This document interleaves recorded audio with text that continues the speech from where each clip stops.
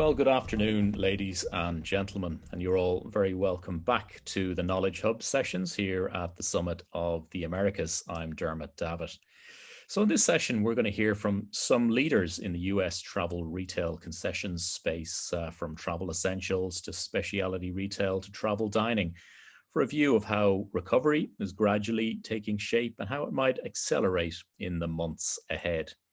And to do that, I'm delighted to welcome Hudson CEO Roger Fordyce, representing the wide Hudson and Dufry North American network across the region, which, with the return of US domestic travel, has been one of the bright spots in the Dufry global estate recently.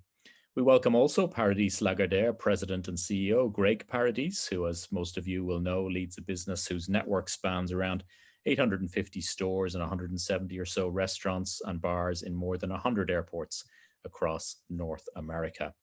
Also joining us today is Stellar Partners CEO Padraig Drennan, who has led the growth of Stellar's specialty retail business at airports since 2017. And he's also a board member of one of this week's host organizations, IAA DFS. Greetings, Padraig. Thank you. We're joined too by Marshall Retail Group MRG, Chief Development Officer Roderick McCowan. Roddy has been a big influence in MRG's rise from 3 stores at Las Vegas McCarran Airport when he joined in 2012 to now over 200 units across 45 airports, including those from InMotion by this year. And now, of course, as part of WH Smith Group. So welcome to you all. I'd like to begin really just with a snapshot of where each of your businesses stands today as we begin Q2 2021 in terms of the continuing impact on the crisis on the one hand, but also where you are in terms of store openings overall.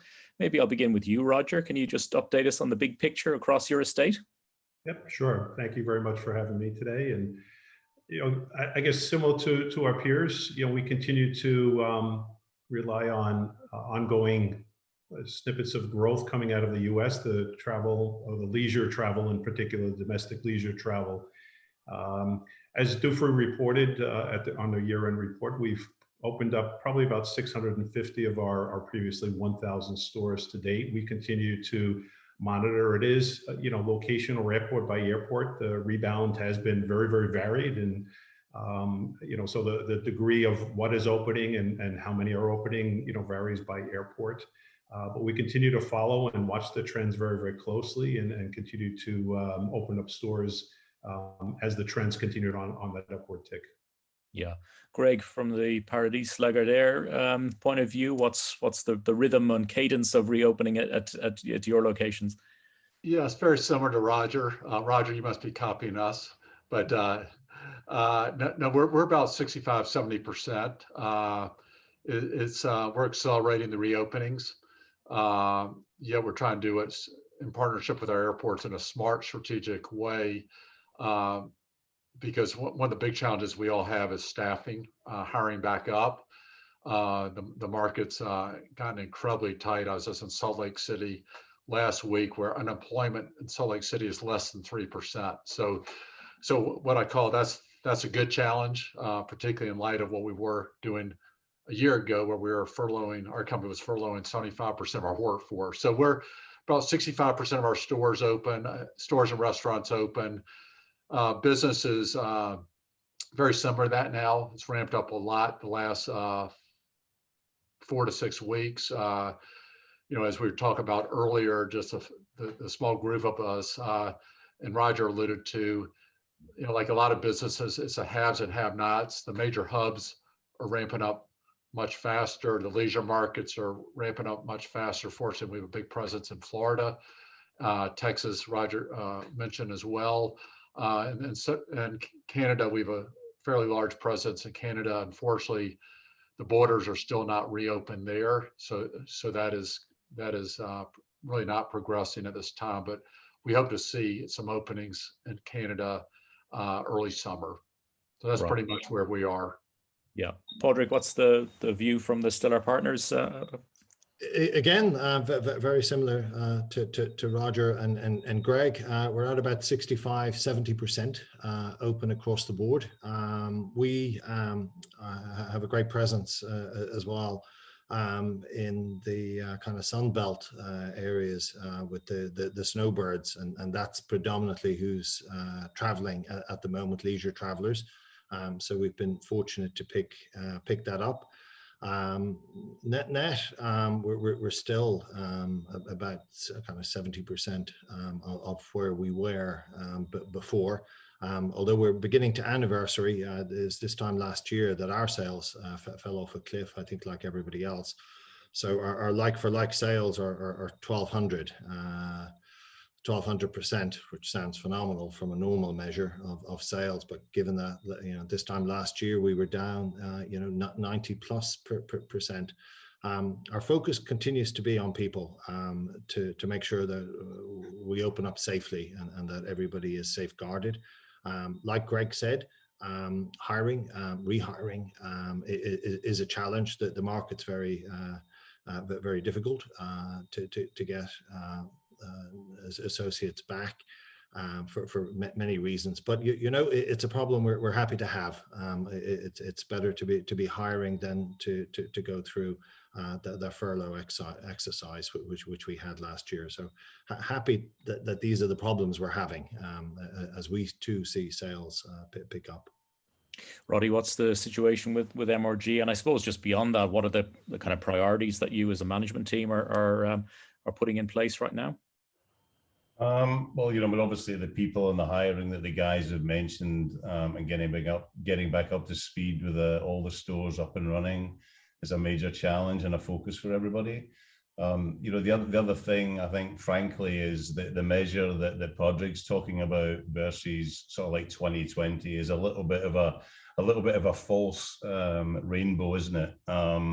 Because really we have to compare back to where we all were the year before, back in 2019. We had 3 stores that stayed open through the whole pandemic, but we furloughed over 90% of people. Our colleagues that remained behind, distribution center, etc., they were all working numerous hours, double shifts to keep the machine going. And from our perspective now, we're probably up to about between 80 and 90% of our stores open. Remembering, of course, that we have a focus both in the resort business as well as the airport business. Vegas is back open. In fact, when I think it was the mayor of Fort Lauderdale basically said, don't come down here on your spring break, go to Vegas. I think Vegas was like, that's lovely, thanks very much, come on over. And it really is. I mean, I think the guys have mentioned it. It's pockets of the country where we've really got to focus our energies at this moment in time. Is different by airport, is different by resort. Yeah. Just to dig a little bit deeper into that, I suppose what recovery might look like to you in the months ahead and the years ahead. How are you planning to build back? And maybe can you share some insights about the benchmarks you're using for making decisions about reopening, Roger, and how these chime with your airport partners? I suppose we spoke earlier with Roel Huning of JFK T4 and yesterday with Sean Donoghue at DFW about this, and they're not always easy conversations to have right now in this rebuilding phase. What the airport wants and what the retailer wants can be 2 different things. So I think from a point of view of just rebounding and our focus is right now, we're doing our best to, and again, I think the comments before of my peers, regarding the people, obviously, that's our major focus right now is the health and safety of the team members that we are bringing back from furlough and hiring. Obviously, a major focus, going forward is going to be, balancing that financial health and, watching employments grow by airport. It's not it's easy to shut everything down very, very quickly in one fell swoop, but reopening when you're seeing huge variances in growth in various airports is a much more challenging situation. So it's something that obviously we're very, very close to the ground in each of those markets. And in regards to the airport partnerships, I will say that, throughout this entire pandemic, the partnerships that have been shown have been absolutely tremendous, both in the closing, in the health and safety of the employees, in the partnership of providing rent relief and partnering, working with the government to get relief. It really has been an amazing how the industry has really kind of stuck together throughout this, and the airport partnerships have really shined throughout this, and it's something that I'm extremely proud of, and really happy to see that the airport industry has really stuck together throughout this. Yeah, and we'll come back to that subject of partnership and how it might look going forward. Actually, I think is a key question. So we'll address that again. Greg, for you, I suppose a similar question about how you're making those decisions about reopening. What are the key criteria, and what do you think is going to be the picture for store profitability in this rebuilding phase? Yeah. So for forecasting our business, I've been in the industry 32 years. We just did our last estimate with our parent company, and the crystal ball in my office is getting a little clearer, but it's still a little foggy. And we see the rest of the year. We feel spring break now. Summer should be pretty good. Driven by leisure travel, as we've talked about. It's going to be interesting to fall as travelers, as people are back to work in the office. Kids are back in school. What does that mean? How will business travel rebound? When will it rebound? When will international traffic rebound? So we're putting all that into our key assumptions as far as reopening. So we have a very clear reopening plan, which we had a reopening plan last November. We just updated it. It changed dramatically, okay? And it all gets down to what's best for the traveler. And to Roger's point, in partnership with our airports, I've been really pleased and proud with our partnerships with our airports. Airports are thinking about things differently. We're thinking about things differently, but most importantly, we're thinking about the customer versus just use rights. Yeah. And I think that this is hopefully one of the good, a lot of good things will come from this pandemic.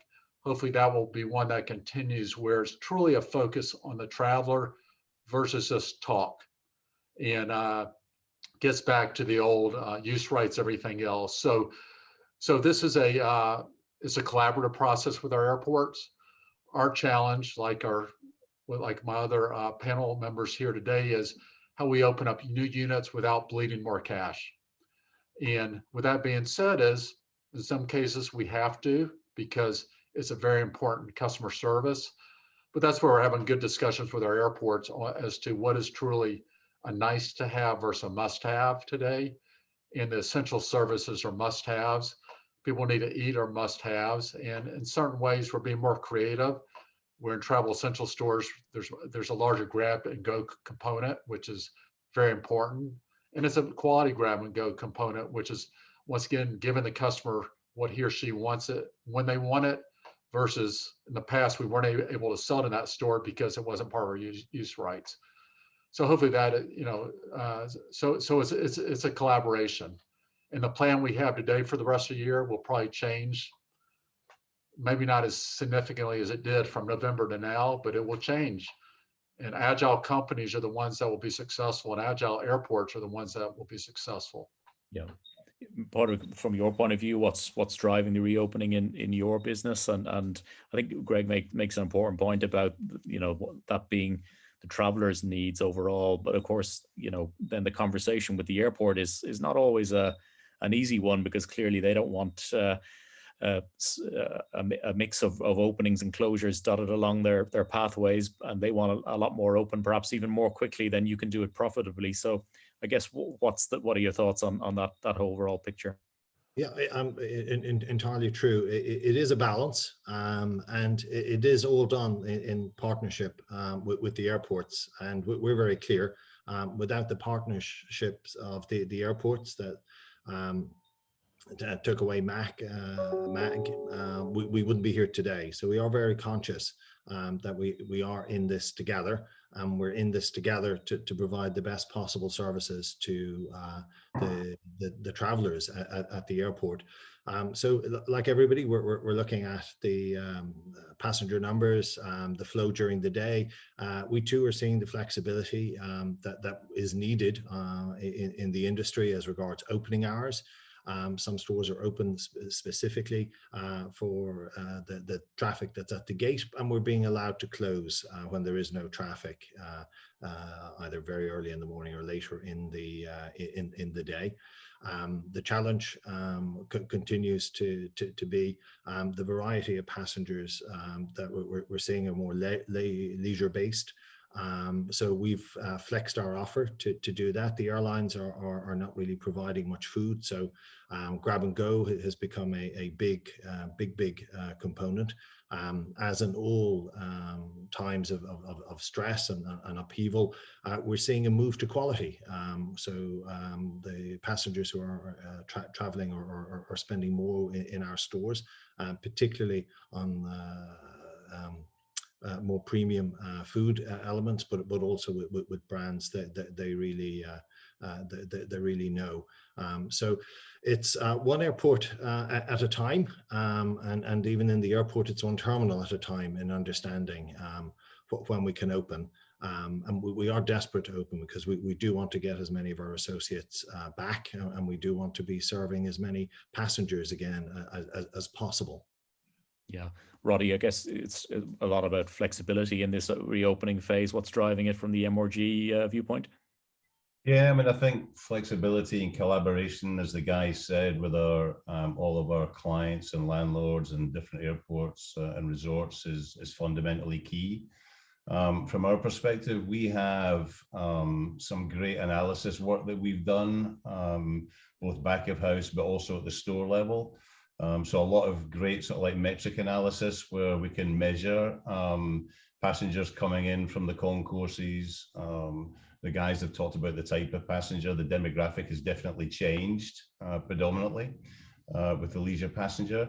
But we can measure penetration, we can measure conversion, and quite interestingly, I think across all of the stores that we've opened, for the vast majority of them, all of the base metrics, whether it's average ticket spend, average ticket, average transaction, all of those are higher or at least equal to where we were in 2019. So when the passengers are there, they're spending the cash. Interesting timing, not a million miles from where I'm sitting now, we spent $19 million plus last year on opening up the brand new head house at LaGuardia, 20,000 square foot of retail. Who would have known where we were in the middle of that design and build process to get into the middle of the summer last year? But all of our metrics are really, really positive. It's just the numbers of passengers. So, our landlords and clients here at Vantage and the Port Authority, I think, have been really responsive across the board in terms of general help and support for everybody.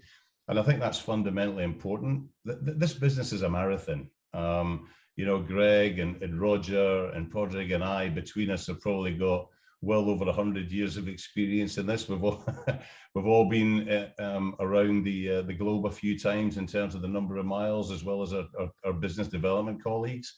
This business has come back robustly every time there's been a blip. And I think we all fundamentally still believe that.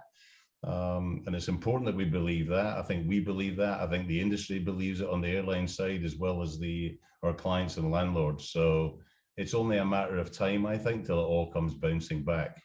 Yeah, interesting. You noted the level of penetration and spend that's happening out in the industry. Maybe Greg, I'll turn to you. It'd be useful just to hear how you view the new traveler coming through now at this point, and has much changed in how they want to engage, and in terms of the consumer appetite to shop and dine again. Has that changed, or very much from the Parity's Lagardère point of view?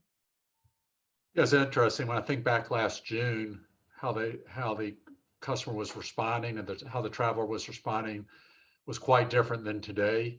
And I've traveled pretty much every week, because our challenge in this virtual world we live in is to really understand the truth. And that's why I spend pretty much every week traveling. My team is traveling as well, so we can really watch a customer. And it's fascinating what's going on. And today the customer, there's a difference, but it's more a difference from a leisure traveler standpoint versus a business travel versus international traveler. Yes, they want, some airports want the technology. I mean, some customers want the technology. contactless. We just introduced Pay, which is scan and go technology. And it's very interesting and it's very simple. And when I say it's simple, I could use it easily, and I'm a low tech guy. And you scan it, it goes in your cart. You never go the cash wrap. It's interesting. 10% of our customers are using that today in our test stores. I would have lost my bet there. I would have thought it was 2 to 3%, 10%. Number two is the average transaction on Pay is 15% higher than the normal transaction. I would have lost my bet there as well, because they're not going the cash wrap with the impulse items. So technology is working.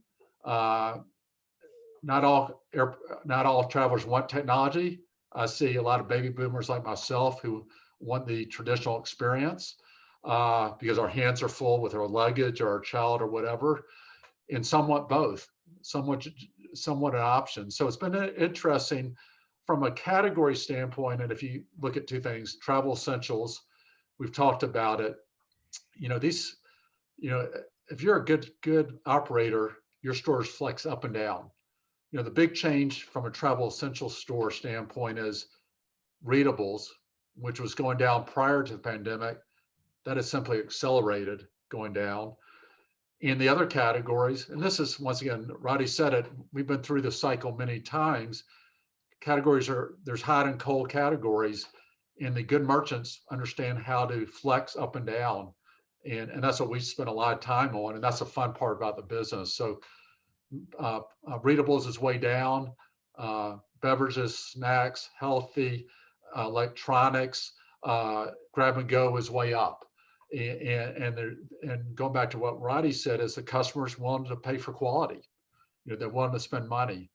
As far as specialty retail, that might be a different question. I'm not sure if you wanted me to go into that or at a different time. Yeah, that's fine. While you're on the subject, yeah. Yeah, so specialty retail, like a lot of us, many of our specialty retail stores are closed. It's one thing, we're saying traffic's back to 60, 70% of where it was in 2019. Specialty retail is a very challenging business at 100% of 2019 traffic levels for many reasons. Get the right people in the stores. Our specialty associates, we pay them about $20 an hour plus commission. So once again, that's more challenging to get the right people in the stores. So we don't have as many specialty stores open. But what is happening with specialty retail, which was happening pre-pandemic, like a lot of things, the pandemic is simply accelerating trends we saw pre-pandemic is accelerating, and specialty stores need to be flexible. And that's why we have concepts. Once again, I was in Salt Lake City last week. We have a no boundaries concept, which is a specialty brand. It's our brand, but it has a lot of different brands within it, national brands and international brands. We could flex up and down those brands. That's the future of specialty retail. I would have said the same thing pre-pandemic as well, but this is simply accelerating that.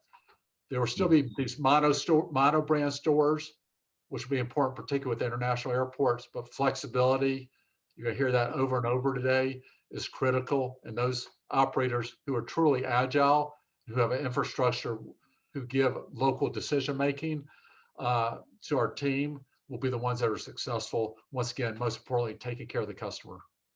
Yeah, and just to return briefly to the point you made about the new Pay scheme and the higher levels of spend you're seeing, do you have a sense of whether that can be retained and even moved ahead once you get travel back at scale, or is it not really contingent on that? It's simply this is what the customer now wants, regardless of how many people are coming through. I think it's a great question. I think it's gonna be more important because our stores, it's a way to bust lines. What's most important to our customer today is two things: health and safety and time. And whatever we could do to provide a safe experience and a fast experience is critical to that customer's experience. So I'd say it's going to be more important, but a key is how do you tell the story that it's simple to use, and you need to have some influencers in the store to help with that process to make sure the customer knows about it versus just a sign in the storefront. So it needs to be the total package. It's not just a sexy, our company's not about just sexy technology. It's really about technology that the customer wants, is easy to use, and is fast to use. It's just not another app. And that's why MissionPay has been successful. Roger, what are you sensing about the consumer appetite now that travel is beginning to come back and hopefully accelerating in terms of shopping again? Again, similar to what you've heard from my peers, we're seeing a tremendous amount of demand for a much broader range of convenience items. A lot of that driven by, I guess, lack of service on airplanes and even closures throughout the airport that have not reopened yet, and that varies airport by airport. I think a big part of what we're experiencing as well, similar to what Parity and Greg had mentioned, is a demand for quality goods. Our partnership with Sunglass Hut shop-in-shops, we've already opened up 25 of them, have many more planned. We're seeing great success with that. So we still think that there is going to be a huge demand for brands and concepts moving forward. I think a big part that will be the balance is, and again, Greg had commented on that, when is the right time to start reopening this specialty? Obviously, market by market, brand by brand, that does vary. But we are seeing, some pent up demand for the ability to get into brick and mortar shopping that, folks have been in this virtual and online shopping environment now for well over a year. And I do think personally that there is going to be some pent up demand. And while they are not necessarily at the airport for shopping, there is a tremendous amount of dwell time that opens up the opportunities to, for people to get back into brick and mortar retail once again, to touch and feel product before they buy it, unlike what they've experienced for the past 12 months. And obviously, the leisure travel, which we think is, going to probably continue to drive the passenger growth for the coming months. We do think, I personally think that business will come back. It will be much slower than the pent up demand for leisure travel. But people want to interact.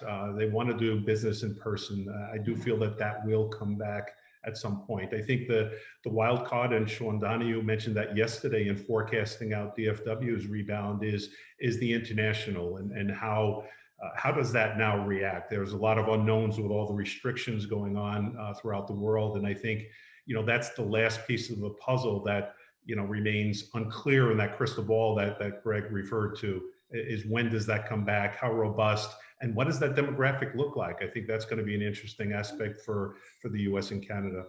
Yeah. And just while we're on the subject of what the consumer wants to purchase and the categories that they're looking at, the other side of that, of course, is how they want to transact. And you've obviously got a pilot program going and to be extended with the Hudson Nonstop concept at Dallas Love Field. Maybe just tell us briefly about that, and also what early lessons you've got from it so far.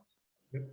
So, it's been great. The partnership with Amazon has been absolutely fabulous. The concept has been extremely well received. The numbers to date are surpassing our expectations. Again, it's unusual. We are seeing, as Greg had mentioned on his MissionPay app, we are seeing somewhat of a little bit of an uptick in the average spend coming through there. And that's even for us, a big part of what we will continue to work with Amazon on is the ability for this technology to work with the full set of categories. But it is extremely, we're extremely happy with the success to date. We're also now launching our automated retail environment as well too, to continue to supplement that. This is, opportunities, where there's always crises, there are opportunities. And I think, what will come out of this is some unique opportunities for us to provide additional shopping types of experiences to the consumer, yet continue to maintain our traditional brick and mortar and traditional transactional type capabilities. Yeah. Parity, are you seeing or planning for a different type of consumer going forward with that in mind, and expectations around the offer environment and willingness to engage and transact changing very much in your view? Yes, yeah, absolutely. And as I said before, we expect that the travel, the passengers will be dominated by leisure travel. I think in the second half, and Ed Baston from Delta had spoken to Zoom fatigue will set in. So I think in the second part of the year, we will begin to see a return of more business travelers. As companies allow their employees to travel post vaccine. The offer within our stores, we ran quite heavily promotional activities in the period, on the basis that as there weren't many passengers, we might as well make the most of them and offer them tremendous value, and that paid off. Across the board in terms of from an average transaction value perspective. As regards the experience in the stores, absolutely, passengers continue to be nervous, very conscious of their health, as we are of their health, as well as our associates. So speed of service has been vital, and we too have introduced several technologies on a trial basis to speed that process up. Also, we invested, took the time, the downtime, if you like, to invest very heavily in our network connectivity across all of our stores, so that processing of credit cards, etc., is now in kind of milliseconds again, so the passenger can do what they need to do in the store, serve themselves if they wish, or have the full kind of full-on interaction with an associate, but they can do it quickly and safely within the store. So definitely, as Roger said, interesting days ahead, and opportunities coming up all of the time, and it's that kind of element of retail that you have to be flexible, and you're there to serve the customers. Yeah. Roddy, how do you see, I suppose, the offer evolving then, if you take travel essentials as one part of the mix, and that whole speciality retail piece that the other guys referred to as well? How do you see those evolving, and maybe even beyond that, the categories within those that'll be perhaps winners and losers in the time ahead? Well, that might be borrowing Greg's crystal ball to work on that last part of the question. I think just if I can just touch first of all on the sort of like the frictionless service, self-service, like we all experience at the supermarkets, etc. I think all of that's fine, and I think it's great to have that offer there for those passengers that either don't have time or are a little bit more nervous. I think what I would say though is that the kind of like the automation piece, I think we have to be careful, because I think the faceless customer service, if you will, and the temptation to save an inordinate amount of money on labor, that can't really replace maskless customer service, which is hopefully where we all get back to. We're social animals at the end of the day. We enjoy human interaction. I do think Greg's point earlier about the mystery around how much people are actually spending, and I think Roger alluded it to, from on the automated services versus the one-to-one service. I don't know that that's sustainable. I still think that people really enjoy the interaction, the add-on sales, and then somebody, I think Padraig mentioned about the story. For me, our experience pre-COVID and actually during COVID, for example, in San Francisco, we have the 5,200 square foot retail marketplace. Greg talked about flexibility. Flexibility in terms of offer, flexibility in terms of product, flexibility in terms of trends, having products that are in there with stories to tell, where local artisanal products are much more appealing to the passenger. It also allows for companies like ourselves to go out and deal with local artists and artisans. And if they have a successful, sustainable product, it becomes part of the permanent mix.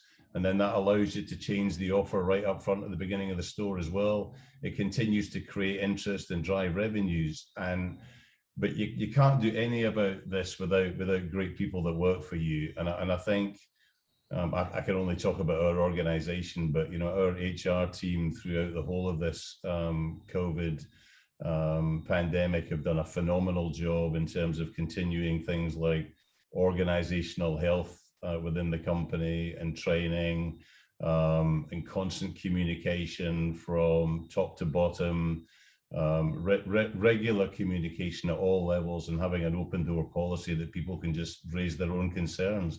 I think our employees, if we take care of them, they'll take care of the customers. And I just think we have to be very careful that we don't end up in some kind of like robotic, automated world that loses the whole essence of what retail is all about. Yeah, interesting. You're talking about the role of people in building back, and that communication piece has come through very strongly from the conversations we've had with the airport CEOs, certainly, and perhaps just on that theme, how tough has it been to be a business leader through this crisis, and what have been the big priorities and perhaps lessons you've learned, Roger, maybe first?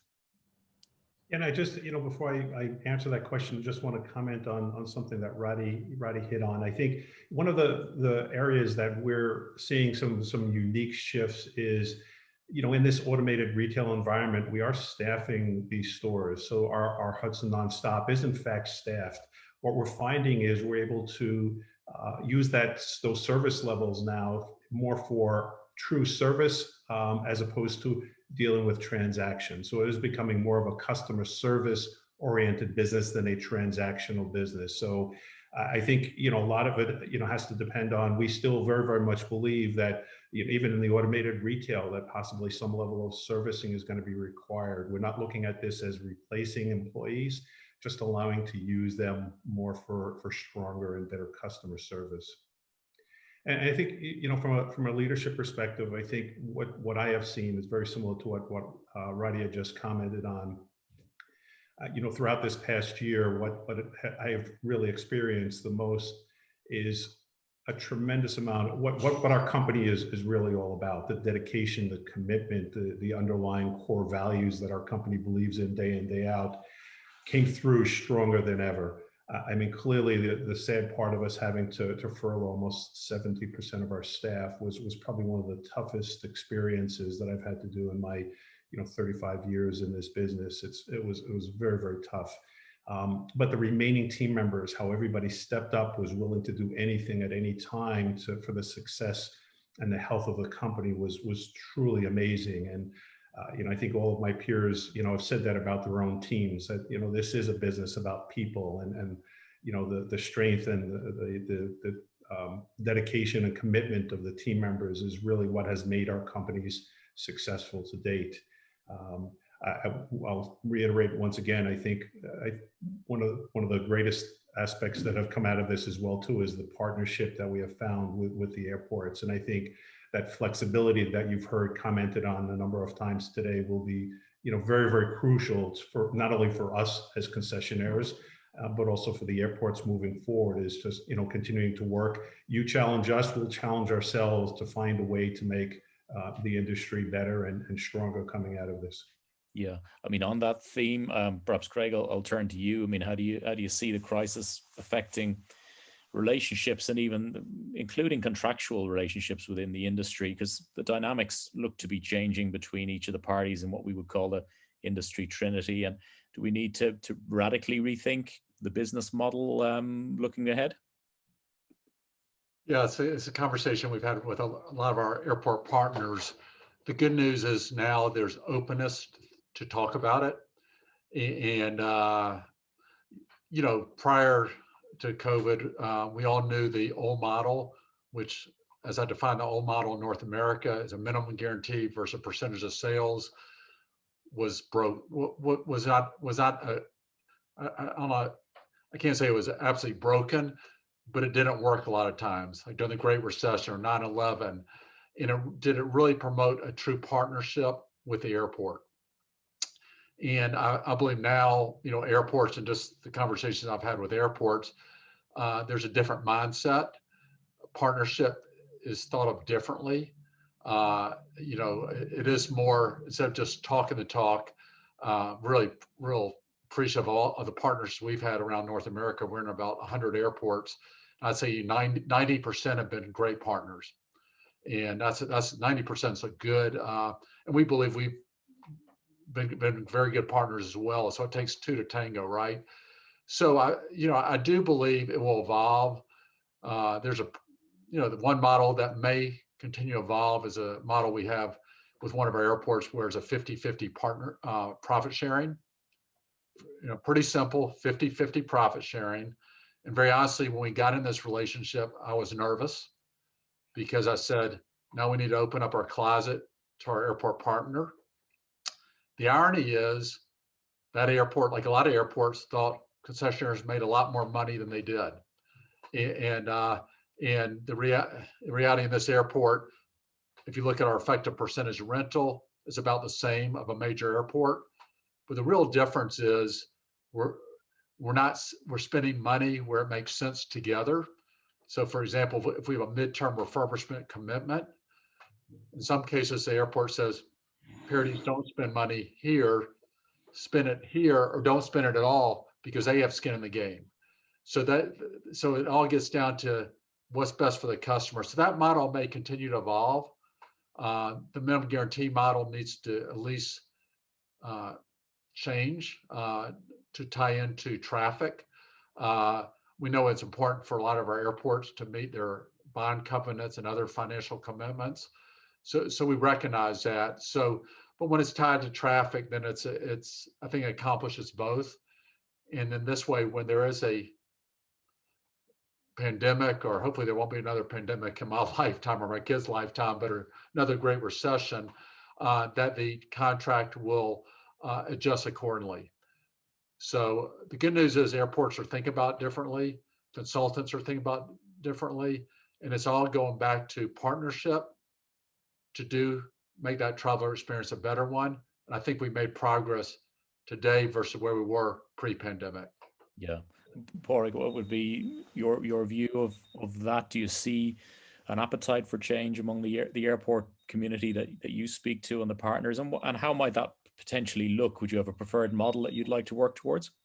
Yeah, so absolutely, we have seen flexibility with our airport partners, because we are in this together, and we all know that the better the experience of the passenger, the happier that they are, if you like, the more likely they are to spend.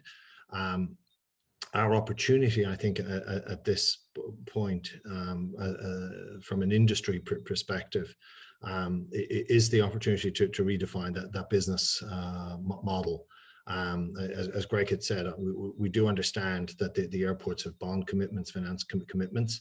My own preference from internationally is a model where MAG is related either per passenger spend, or that there are parameters around it in terms of a drop, or similarly in terms of an upside if passengers increase more than expected, so that there's more of a shared risk, if you like, in terms of the financial commitment, so that we can all make the right decisions to push the industry forward, working with our brands as well as with the airports themselves.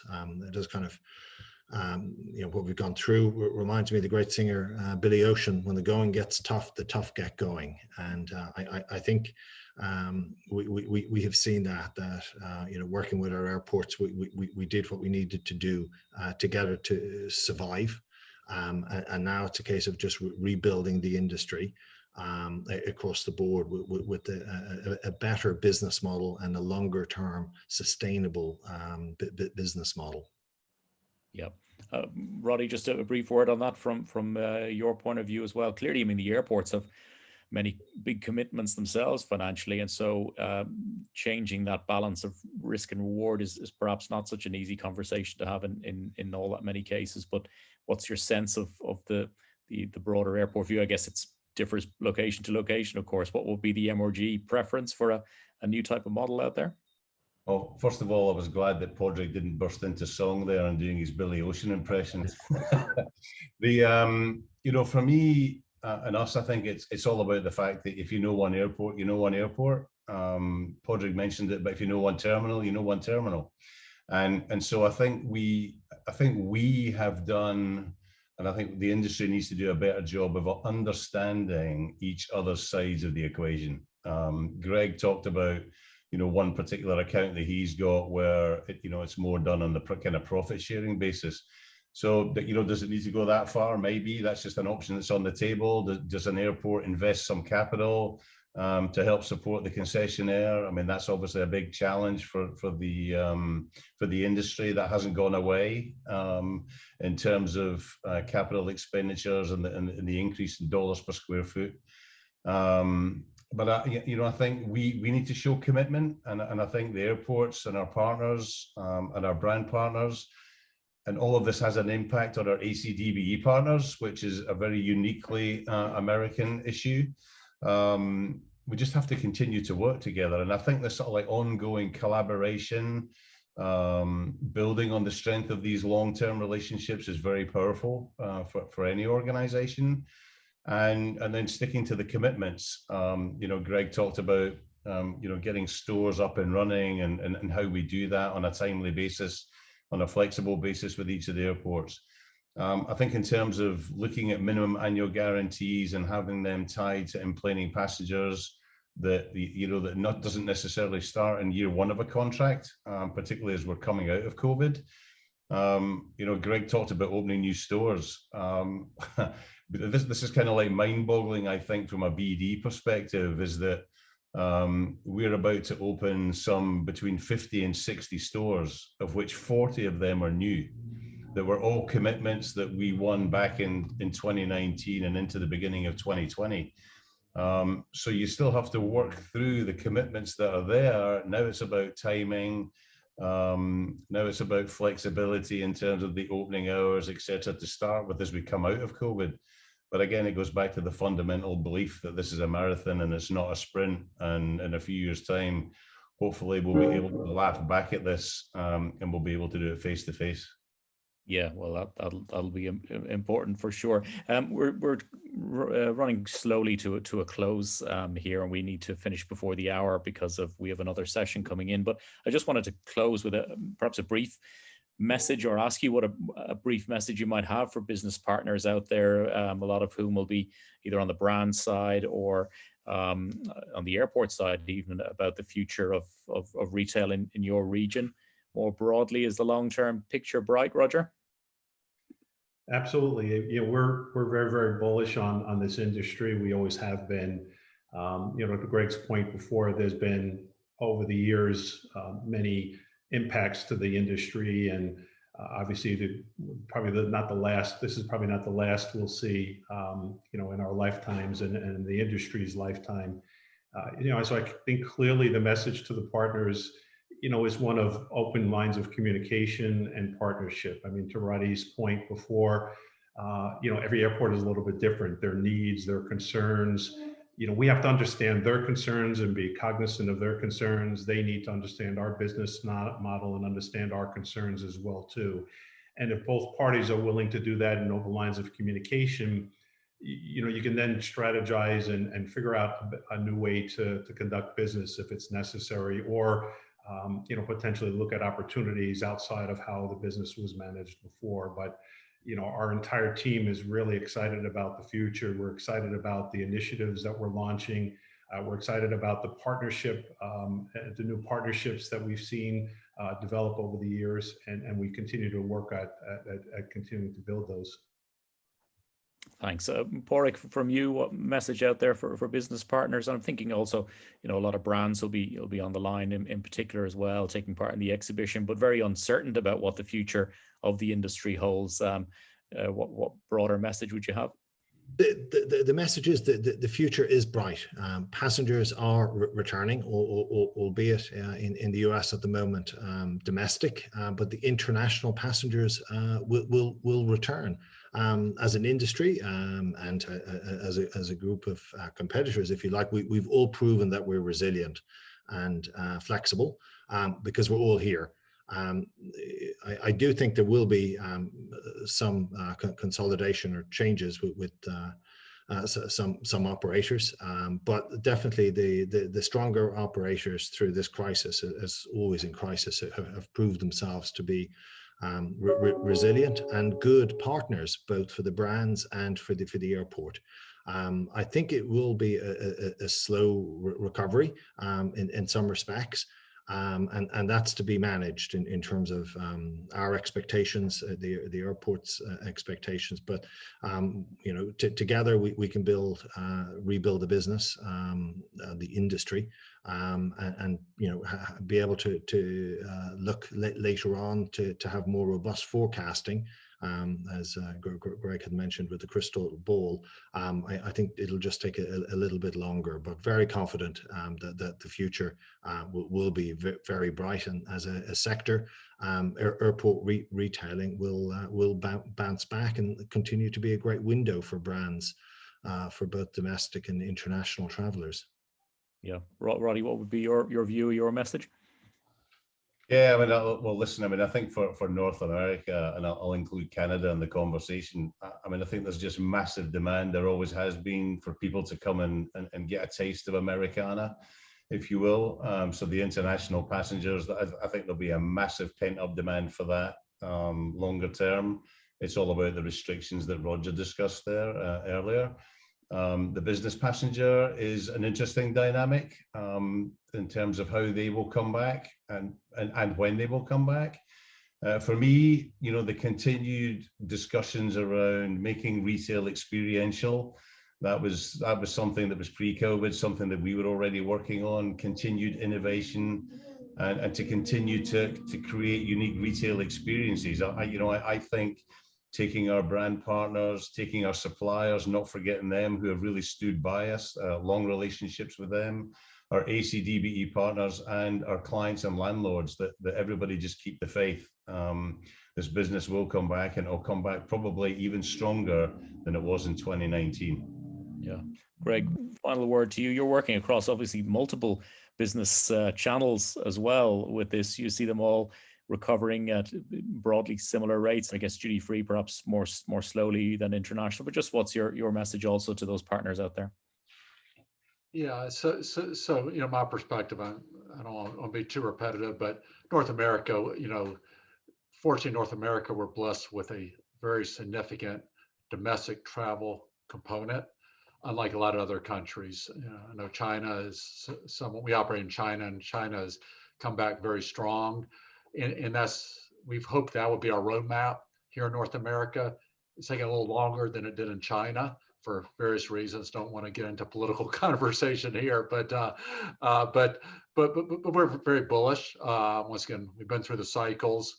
Globally, I have a view of how we're doing in our 39 countries, and it's a mixed bag. But my parent company has been so supportive during this pandemic. Still very bullish as well. I mean, they're investing a lot in the business. We just invested over $25 million in our new ERP system during this pandemic. So that's our optimism of the business. We could easily put that on hold, but we know how important technology is, having the infrastructure in place to make sure we could do a better job taking care of the customer and the customer experience. As far as our airport partners, thank you. It's been a year where my most stressful year, my 32 years by far, a lot of sleepless nights, but also from my perspective, probably the most rewarding year just as a leader, to see how our team has responded, how partnerships have strengthened, how the cream has risen to the top. So things are clear in regard to that. And going back to what Roger said, the foundation of a company, we celebrate our 60-year anniversary last December. We never knew what our 61st year was in store for us, but the reality is that foundation is critical, that culture, the people. When I travel, I'm just so energized and motivated by our people and how they have responded. And it's just amazing what people can do when challenged, when they feel like they're part of something more than just a company. So once again, we're very bullish. I do want to manage expectations. Lastly is, This year, we think December traffic will probably still be down in North America 25, 30%. So let's just continue to work together, that strong partnership and trust we've developed over the last many years, but particularly this past year. Let's not get ahead of our skis here. As long as we do what's best for the customer, doesn't mean all specialty retail stores need to be open, or even all travel essential stores. We need to give the traveler, those important must-need services first and foremost, and then we complement that with the other services. So let's work together to make sure. Reality is traffic's still down 30%, probably end of the year. Business travel will be slow to recover. Lastly, I heard from a major consulting firm in North America that their travel budget for 2022 will probably be down 80% versus what it was in 2019. So once again, we need to understand reality. Our job as leaders is to balance what I call realistic optimism and realistic pessimism. And in our partnerships, we need to do the same thing, that we need to have the balance, but most importantly, be focused on the customer. Very good. Yeah, I think that realistic optimism is a very good note. And Greg, wish you well for the next 60 years as well of the company. And thanks. I look forward to being part of the company for more than 60 years. I'm not sure my team is looking forward to that, but I'm looking forward to that. Thanks again. Look, we're going to close now, but before that, I'd like to thank Roger, Greg, Porrick, and Roddy for their time and really thoughtful contributions to this session. We do appreciate it very much, as I'm sure the viewers and listeners do today as well. A reminder that in a few short minutes at 1400 Eastern, we're going to bring you an updated look at the economic picture in Latin America, an important context for travel recovery in that region. And we'll close now with our latest virtual coffee break, courtesy of our friends at Somers and their ambassadors, the Sadaker sisters, who've been entertaining us between sessions this week. We'll break for that now. See you again soon. My thanks again to our panelists on this session. Thank you again, and thank you everyone for tuning in. Thank you. Thank you, Dermot. Thanks, guys.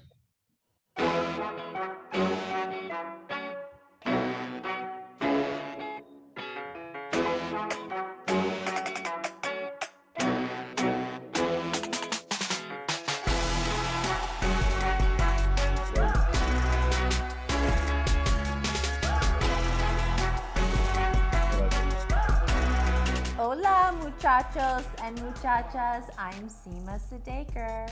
Bienvenido a the Casa de Sadaker Sisters. I am Nisha Sadaker. And welcome back to our Somers Coffee Break here at the Summit of the Americas.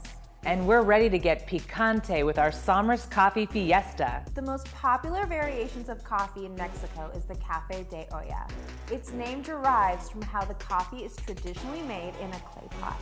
Café de Olla uses a unique blend of spices and a special type of sugar called piloncillo. Here's how we like to make our Café de Olla. Add 16 ounces of water to your saucepan. Boil with cloves, star anise, cinnamon sticks, and piloncillo. Add 2 tablespoons of coffee. Pour into French press and allow 5 minutes before adding your Somers. Garnish with a Mexican pastry. Seema, I'm so glad that we made these Somers coffee cocktails. I'm thinking that I want to take the rest of my Zoom calls in the sun. Well, let's go to Mexico. Vamos a la playa, a mí me gusta bailar.